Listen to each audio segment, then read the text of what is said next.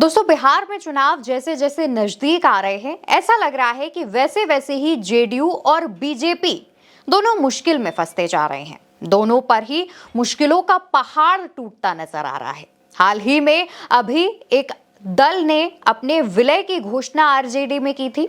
इसी बीच खबर सामने आ रही है कि बिहार में एक बड़े सामाजिक कार्यकर्ता और जेडीयू के एक बड़े नेता आरजेडी में शामिल हो गए। दोस्तों, हम आपको इससे जुड़ी अपडेट्स तो बताएंगे ही, लेकिन इससे पहले आप ये जान लीजिए कि बिहार में अब साल के आखिर में चुनाव होने हैं। उससे पहले बीजेपी और जेडीयू का जो गठबंधन है, ऐसी गठबंधन के साथ चुनाव लड़ा जाएगा। दूसरी तरफ महागठबंधन है, जिसमें आरजेडी और कांग्रेस मिलकर चुनाव लड़ेगी। एनडीए गठबंधन में जीतन राम मांझी, जितेंद्र कुशवाहा, इसके अलावा चिराग पासवान और तमाम छोटे छोटे दल शामिल हैं। अब आरजेडी का रुख करें तो आरजेडी और कांग्रेस लगातार महागठबंधन को मजबूत करने का काम कर रही है। इसी बीच जब एक बड़े नेता ने जेडीयू का दामन छोड़कर आरजेडी का दामन थाम लिया है, तो इसको लेकर के एक बड़ा झटका जेडीयू पर बताया जा रहा है। अब इससे जुड़ी जो अपडेट सामने आ रही हैं, बिना टाइम गवाए वो आपको बता देती हूं। मेरे हाथ में इस वक्त आरजेडी और उसमें शामिल हुए नेता से जुड़ी तमाम बड़ी जो अपडेट्स हैं वो हैं, जहां पर सबसे पहली खबर यह है, सबसे पहली बात यह है कि जेडीयू के कोसी स्नातक क्षेत्र से विधान परिषद के पूर्व प्रत्याशी संजय चौहान अपने सैकड़ों समर्थकों के साथ, अपने हजारों समर्थकों के साथ आरजेडी में शामिल हो चुके हैं। संजय चौहान, जो कि जेडीयू के एक बड़े नेता कहे जाते हैं, जाने माने प्रत्याशी कहे जाते हैं, वो अपने कई समर्थकों के साथ आरजेडी में शामिल हो गए हैं। संजय चौहान ने आरजेडी में शामिल होने के बाद मंच से इस बात का साफ साफ ऐलान किया कि वो लालू यादव, राबड़ी देवी और तेजस्वी यादव के साथ तन मन धन के साथ खड़े हुए हैं। पार्टी की तरफ से जो भी जिम्मेदारी उन्हें सौंपी जाएगी, वो इस जिम्मेदारी को पूरा करेंगे। तेजस्वी यादव के नेतृत्व में संजय चौहान ने आरजेडी की सदस्यता ग्रहण की है। ये जो सदस्यता का कार्यक्रम था, ये आरजेडी के कार्यालय कर्पूरी सभागार में आयोजित किया गया था, जहां पर तमाम बड़े नेता भी मौजूद थे। लेकिन संजय चौहान ने जब आरजेडी की सदस्यता ग्रहण की, तो उसके बाद एक सबसे बड़ा सवाल जो था वो ये था कि क्या इससे बीजेपी और जेडीयू को झटका लगेगा।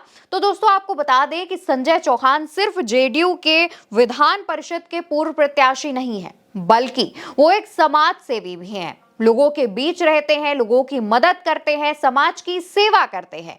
यानी कि उनकी लोगों में पकड़ बहुत मजबूत है। वो लोगों के बीच अक्सर जाते रहते हैं, उनके परेशानियां दूर करते रहते हैं। उनकी परेशानियां जो भी है वो सुनकर, जो भी संबंधित अधिकारी हैं उनसे उनको दूर कराने का प्रयास करते रहते हैं। यानी कि कुल मिलाकर संजय चौहान एक ऐसे नेता हैं, एक ऐसे कार्यकर्ता हैं जो लोगों के बीच ज्यादा रहते हैं। वो अपने दफ्तर में बैठे नहीं रहते, यानी कि लोगों के बीच उनकी जो पकड़ है वो काफी मजबूत है। अब जब संजय चौहान अपने तमाम समर्थकों के साथ आरजेडी में शामिल हो गए हैं, तो जाहिर तौर पर इसका झटका जेडीयू को लगा है। इससे पहले आपको बता दें कि एक और पार्टी ने आरजेडी में अपना विलय कर दिया था। वो खबर भी हमने आप तक पहुंचाई थी, जहां पर राष्ट्रीय प्रगति पार्टी ने आरजेडी में अपना विलय किया था। राष्ट्रीय प्रगति पार्टी के विलय के बाद कहा जा रहा था कि वैश्य समाज का एक बड़ा वोट बैंक जो है वो भी आरजेडी की तरफ चला गया है। अमूमन बिहार में वैश्य समाज का ज्यादातर वोट बीजेपी के पाले में जाता था, बीजेपी के खाते में जाता था। लेकिन राष्ट्रीय प्रगति पार्टी के जो कर्ता धर्ता हैं, अध्यक्ष हैं अमरकांत साहू, वो जब आरजेडी में चले गए, तो कहा जा रहा है कि अब वैश्य समाज का जो पलड़ा है वो आरजेडी की तरफ जाएगा। यानी कि मजबूत वोट बैंक अब आरजेडी की तरफ जाएगा। अब इसके कुछ समय बाद संजय चौहान भी आरजेडी में शामिल हो गए हैं। एक के बाद एक बड़े झटके लग रहे हैं। जब संजय चौहान आरजेडी में शामिल हुए, तो इसकी जो आरजेडी की सदस्यता थी वो तेजस्वी यादव ने उन्हें दिलाई। इस दौरान मंच पर तमाम बड़े नेताओं की मौजूदगी की बात भी सामने आ रही है, जिसमें जयप्रकाश नारायण यादव, आलोक कुमार मेहता, बीमा भारती, भूदेव चौधरी जैसे तमाम वरिष्ठ नेता मंच पर मौजूद थे, उस कार्यक्रम में मौजूद थे।